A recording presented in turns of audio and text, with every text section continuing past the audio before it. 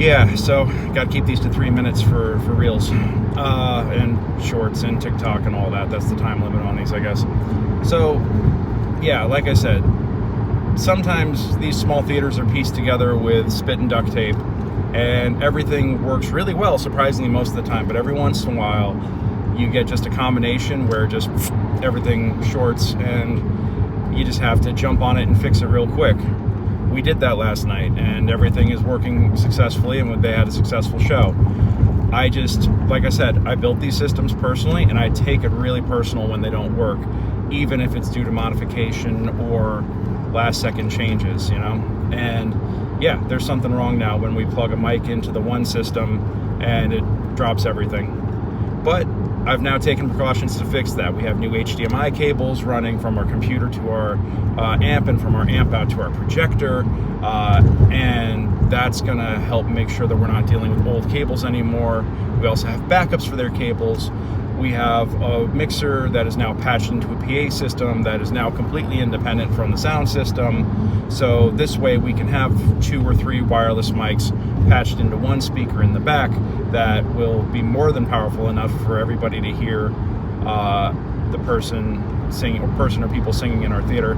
Honestly, in our space, you don't need mics. The back wall is 20 feet from the edge of the stage.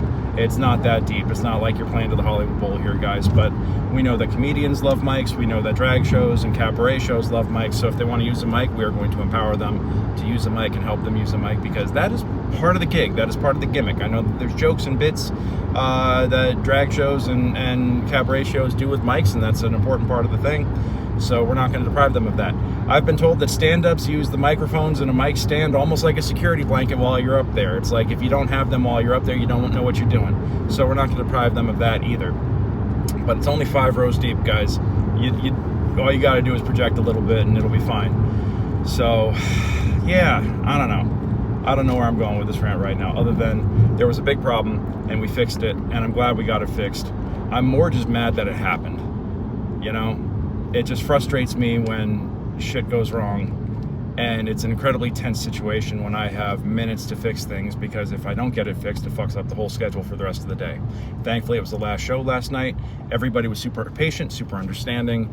It all got handled, and the show, again, went off very successfully, and I have since taken precautions to make sure it doesn't happen again. But when I talk about being on fire watch all month, this is what I'm talking about. I have to respond at the drop of a hat to deal with any sort of system failure, and it is taxing on my nerves.